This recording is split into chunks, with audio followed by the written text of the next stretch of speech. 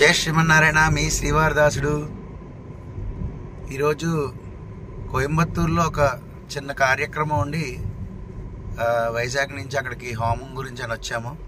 So అక్కడి నుంచి ఈషా ఫౌండేషన్కి వచ్చాం. ఇదిగోండి ఈషా ఫౌండేషన్ ఎంట్రన్స్. ఇది ఎంట్రన్స్. ఇటువైపు వచ్చేటప్పటికి అక్కడ స్వామి ఉంటారు, ఆదియోగి స్టాట్యూ. చూపిస్తాను మీకు అన్నీ కూడా. అదిగోండి ఆదియోగి స్టాట్యూ. అసలు దగ్గర నుంచి చూస్తుంటే ఎంత అద్భుతంగా ఉన్నదంటే చాలా బాగున్నది స్వామివారు. అదిగోండి మేము వెనక నుంచి వెళ్తున్నాం అన్నమాట.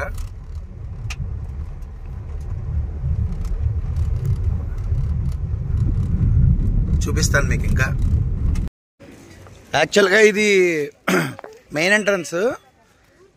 సో ఇందాక మనం చూసాం కదా, ఆ ఎంట్రన్స్లో లోపల అసలు ధ్యానలింగం స్వామివారు అక్కడే ఉంటారు. కాకపోతే ఆదియోగి స్టాట్యూ ఏదైతే ఉందో ఆ యోగి స్టాట్యూకి ఇది మెయిన్ ఎంట్రన్స్లోంచి ఇలా రావచ్చు. సో అదిగోండి స్వామి. సో స్వామివారి వెనకాతల నుంచి ఒక మార్గం ఉంటుంది. ఆ మార్గంలో వెళ్తే అక్కడ మనం ధ్యానలింగం, భైరవి అమ్మవారి దర్శనం ఇవన్నీ కూడా అవుతాయి అన్నమాట. చాలా అద్భుతంగా ఉన్నారు స్వామివారు. కొండల నడుమున, కొండలకి మధ్యలో. దగ్గరికి వెళ్ళక మళ్ళీ చేస్తా.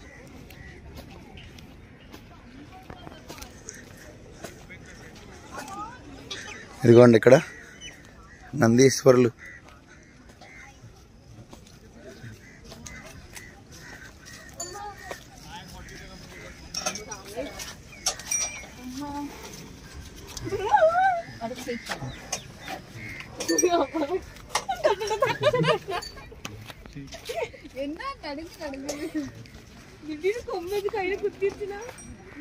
స్వామి దగ్గరికి వెళ్ళబోతున్నాం.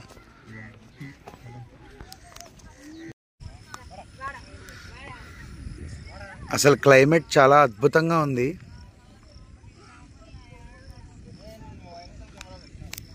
నందీశ్వరుడు ఉన్నారంట ముందు 1100 మీటర్ల దూరంలో. ఇదిగోండి స్వామివారి ఎదురుగుండానే నడుస్తున్నాను. అసలు ఇక్కడ క్లైమేట్ చాలా బాగుంది. అయితే ఇందాక అనుకున్నట్టు స్వామివారి వెనక నుంచి ఎద్దుల బళ్ళు ఉంటాయన్నమాట ఇక్కడ. సో ఆ ఎద్దుల బళ్ళు ఎక్కి లేదంటే నడిచి ఒక కిలోమీటర్ దూరం వెళ్ళినట్లయితే అక్కడ మెయిన్ ఎంట్రన్స్ ఉంటుంది. ఇంకొక ఎంట్రన్స్ అంటే అసలు మెయిన్ టెంపులే అదనమాట, ధ్యానలింగం కదా. సో ఆ ధ్యానలింగాన్ని దర్శనం చేసుకోవడానికి, భైరవి అమ్మవారిని దర్శనం చేసుకోవడానికి అక్కడికి వెళ్ళాలన్నమాట. సో అక్కడ మొబైల్ అవన్నీ కూడా డిపాజిట్ చేసేసి లోపలికి వెళ్ళచ్చు. సో మొబైల్స్ అవి ఇక్కడి నుంచి ఇక్కడి వరకే పరిమితం అన్నమాట. అసలు స్వామివారి ముఖారవిందం చూస్తుంటే చాలా అద్భుతంగా ఉంది. నిజంగా జీవం కళ ఉట్టిపడుతున్నది అనమాట. అసలు లైవ్లో చూడడం కదా నేను. నా గురించి అంటే నన్ను సబ్స్క్రైబ్ చేసుకున్న కొంతమంది అయినా కూడా చూసి సంతోషిస్తారని ఒక్కరిద్దరు చూసినా నాకు సంతోషమే. అందుకని వీడియో తీసి షేర్ చేస్తున్నాను. ఎడిటింగ్లు, ఈ సౌండ్లు పెట్టడం అంతగా మనకు రావు. ఉన్నది ఉన్నట్టు పెట్టడం తప్ప. చాలా సంతోషంగా ఉంది. సో ఇంచుమించుగా కోయంబత్తూరు సిటీ నుంచి 45 to 50 కిలోమీటర్స్ దూరంలో ఈ యొక్క ఈషా ఫౌండేషన్ అనేది ఉందన్నమాట. స్వామి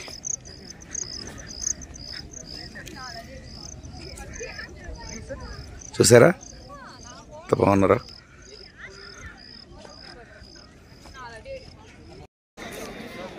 అదిగోండి దగ్గరికి వచ్చాను. అదిగోండి స్వామివారు చూడండి.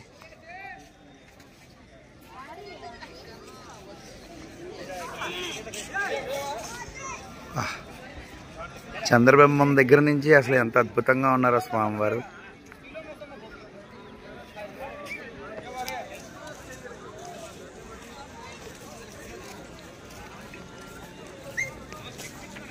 చూడండి.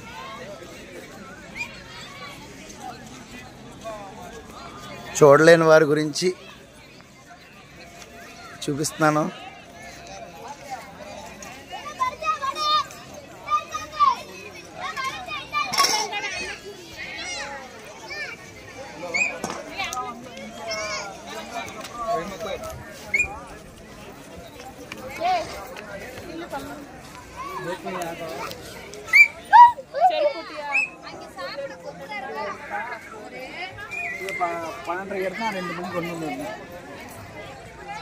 హర హర మహాదేవ శంభో శంకర్.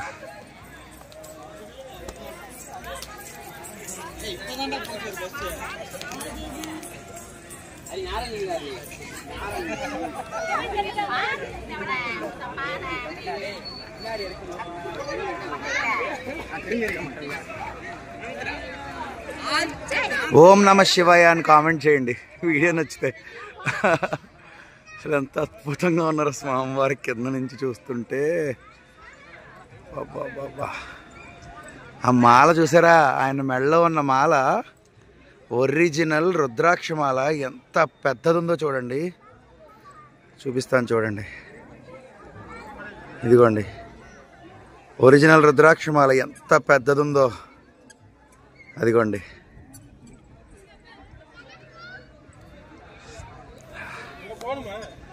ఇదిగోండి అక్కడి నుంచి ఈ విధంగా కనబడుతుంది.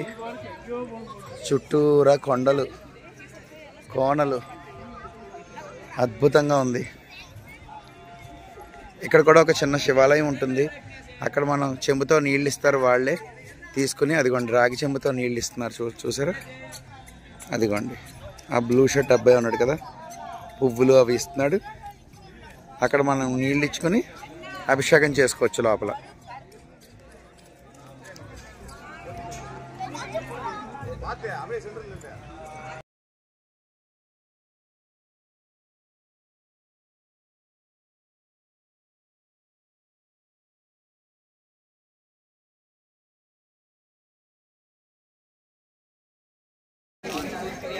ఇప్పుడు స్టాట్యూ వెనకాతల నుంచి వెళ్తే ధ్యానలింగం, లింగభైరవి టెంపుల్, సూర్యకుండు, చంద్రకుండు, నంది స్టాట్యూ, అక్కడ నాగప్రతిష్ఠ చేసిన ఆ యొక్క విగ్రహం మూర్తి, ఈ యొక్క ఆర్ట్ అంతా కూడా ఈ రూట్లో వెళ్ళాలి. ఇదిగోండి ఇది ఆదియోగి స్టాట్యూ. ఈ పక్క నుంచి వెళ్ళాలన్నమాట. సో వెళ్తే ఇక్కడ సూర్యకుండు, చంద్రకుండు అని చెప్పాను కదా మీకు. అసలు ఆ సూర్యకుండులోనూ అసలు శక్తి ఎక్కడి నుంచి వచ్చిందో ఎలా వచ్చిందో తెలియదు, కానీ ఆ యొక్క కుండం సూర్యకుండం అని చెప్పేసి ఉంటుంది, సూర్యకుండం. సో ఈ సూర్యకుండంలో ఏంటంటే మనం అక్కడ వస్త్రాలు మార్చుకుని వారిచ్చిన వస్త్రాలతో మనం లోపలికి ముందుగానే అక్కడ స్నానం చేసి శుభ్రంగా స్నానం చేసి వారిచ్చిన వస్త్రాలు తీసుకుని సూర్యకుండంలో దిగితే కనుక మగవారికి సూర్యకుండం, ఆడవారికి వచ్చేటప్పటికి చంద్రకుండం. సో దిగితే ఆ లోపల శివలింగాలు 3 ఉంటాయి అన్నమాట, నీళ్ళ లోపల ఉంటాయి. సో అక్కడ మనం స్నానం చేయడానికి అని చెప్పేసి అందులో మునగడానికి వెళ్ళాలి. ఎప్పుడైతే అడుగు పెడతారో అడుగు పెట్టిన వెంటనే తెలియని ఒక ఎలక్ట్రిక్ షాక్ వచ్చేస్తుంది, బాడీ అంతా కూడా ఎలక్ట్రిక్ షాక్ వస్తుంది. ఆ శక్తి ఎక్కడి నుంచి వస్తున్నది అంటే కనుక ఆ కుండం ఏదైతే ఉంటుందో దానిపైన ఒక హోల్ ఉంటుంది, సూర్యకిరణాల దాంట్లో పడేలాగా. సో మొత్తానికి ఒక పవర్ ఏదో జనరేట్ అవుతుంది. అప్పటి నుంచి ఒక నరాలు ఇవన్నీ కూడా చాలా ఉత్తేజభరితంగా పనిచేయడం మొదలు పెడతాయి. అంటే ఒక కొత్త శక్తి అయితే ఉత్పన్నం అవుతుంది శరీరంలో. అది నేను అనుభవించాను కాబట్టి చెప్తున్నాను. ఎవ్వరు మిస్ అవ్వకండి సూర్యకుండలో స్నానం చేయడం. ఆడవారైతే చంద్రకుండ సేమ్ అదే విధంగా ఉంటుంది, మగవారైతే సూర్యకుండ. సరే అయితే మళ్ళీ మనం వెళ్దాం. ఇక్కడ మేము ఎద్దుల బండి ఎక్కుదాం అని అనుకుంటున్నాం మేము. అంటే మా టైమింగ్ పరిస్థితి ప్రకారం చూసుకుని కుదిరితే ఎద్దుల బండి లేదా నడిచేద్దాం అని చెప్పి చూస్తున్నాం. ఇదిగోండి సైడ్ వ్యూ, స్వామివారి సైడ్ వ్యూ.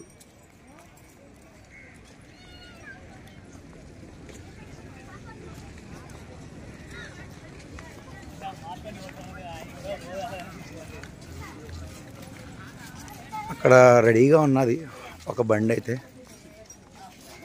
మేమిద్దరం ఉన్నాము, నేను మా బావ. స్టార్ట్ అయిపోయింది. ఇంకొక బండి వచ్చింది.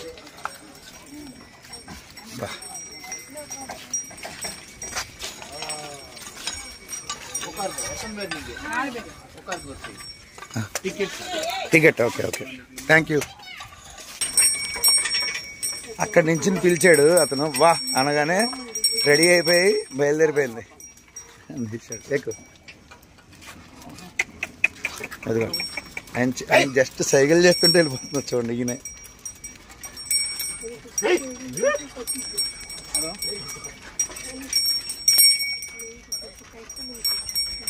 స్వామివారి వెనకాతల భాగం.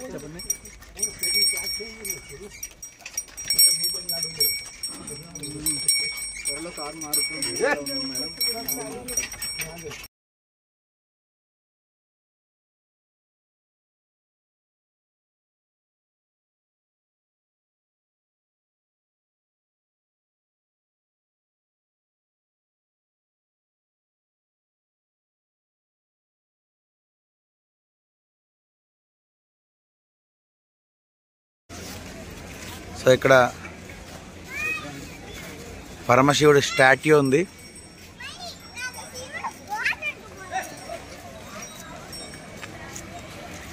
సో మొత్తం ఎక్కడితో వీడియో తీయడం కష్టం. ఇదిగోండి, ఇది డిపాజిట్ కౌంటర్ ఇది. సో ఇక్కడ పెట్టేసి నేను లోపలికి వెళ్తాం. ఇదిగోండి మార్గం. ఇదిగోండి ఇది మార్గం, ముఖద్వారం అన్నమాట ధ్యానలింగ ఆలయానికి. కాబట్టి ఈ మార్గంలోంచి వెళ్తాం మేము. డిపాజిట్ కౌంటర్లో మొబైల్స్ అవి పెట్టేసి, సో బయటకు వచ్చిన తర్వాత మళ్ళీ మీకు ఒకసారి వీడియో చూపిస్తాను ఎక్కడ పెట్టేయబోతున్నాం మొబైల్స్. దర్శనం అయిపోయింది, చాలా బాగా జరిగింది దర్శనం. ఇప్పుడు మళ్ళీ మేము వెనక్కి పైన అయ్యాం. సూర్యకొండలో స్నానం కూడా చేసాం. విశేషాలన్నీ కూడా చెప్తాను మీకు. ఫైనల్గా దర్శనం అయితే పూర్తయిపోయింది. ఫస్ట్ లోపలికి వెళ్ళిన తర్వాత సూర్యకుండంలో స్నానం చేసాము. ఆ యొక్క సూర్యకుండం కిందంతా కూడా అల్యూమినియంతో ఉంటుందన్నమాట ఫ్లోరింగ్. ఆ కుండం కిందంతా కూడా 3 చోట్ల రాగితో చేసినటువంటి శివలింగాలు ఉంటాయి. సో అక్కడ మనం ముందుగా స్నానం చేసుకుని అక్కడ స్నానం చేసి మన వస్త్రాలు తీసేసి వారిచ్చిన వస్త్రాలు ధరించి అప్పుడు మనం వెళ్ళవలసి ఉంటుందన్నమాట. నేను ఇందాక చెప్పాను చూసారా, ఆల్రెడీ వెళ్ళాను అని. అదొక తెలియని శక్తి శరీరంలోకి ప్రవేశిస్తుంది. అది మనం స్నానం చేసిన వాళ్ళే అనుభవించగలుగుతారు. చాలా సైలెంట్గా ఉండండి, అసలు మాట్లాడకండి అని చెప్తూ ఉంటారనమాట. సో ఆ విధంగా అక్కడ సూర్యకుండంలో స్నానం అది కూడా పూర్తిగా వెళ్ళేసి వచ్చాము. దాని తర్వాత ప్రజెంట్ అయితే ఇప్పుడు బయటకు వచ్చాము. సో సూర్యకుండలో స్నానం చేసిన తర్వాత లింగభైరవి అమ్మవారి దర్శనం, అక్కడ నందీశ్వరుడు ఉంటాడు, నందీశ్వరుడి దర్శనం కూడా చేసుకుని ఆ తర్వాత లింగభైరవి అమ్మవారి దర్శనం చేసుకున్నాము. అసలు లింగభైరవి అమ్మవారు చాలా అద్భుతంగా ఉన్నారు. చూడడానికి చాలా అందంగా ఉన్నారు. కళ్ళు 2 సరిపోలేదు అసలు. అమ్మవారు అంత అందంగా ఉన్నారనమాట. తల్లే కదా, కాబట్టి చాలా చాలా సంతోషించాను. అక్కడ ఒకవేళ మీరు దర్శనం చేసుకోవాలి అంటే నార్మల్గా అనుకుంటే టైం తీసుకుంటుంది, ఒక ½ an hour to 1 hour. అదే కనుక ఒక 150 రూపీస్ పెట్టి కొబ్బరికాయ, పసుపు, కుంకుమ, దీపారాధన ఇవన్నీ కొనుక్కుంటే కనుక మనం డైరెక్ట్గా ఇంకా లైన్తో పని లేదు, లోపలికి వెళ్ళిపోమంటారనమాట. సో ఆ విధంగా దర్శనం అంతా పూర్తయిపోయింది. సో ఆ తర్వాత లింగభైరవి అమ్మవారి దర్శనం తర్వాత ధ్యానలింగం స్వామివారి మెయిన్ అనమాట. సో ఆ ధ్యానలింగం దగ్గర కూర్చున్నాం, కాసేపు దర్శనం అది చేసుకున్నాం, ధ్యానం చేసుకున్నాము. చాలా అద్భుతంగా ఉంది, మనసు నిలకడగా ఉంటుందన్నమాట. దాని తర్వాత అక్కడ స్టోర్స్ ఉన్నాయి, స్టోర్స్లో అలా చూసి బయటకు వచ్చాం. ఇక్కడ మళ్ళీ మేము స్టార్ట్ అవుతాం అనమాట. ఇంక ఇక్కడి నుంచేను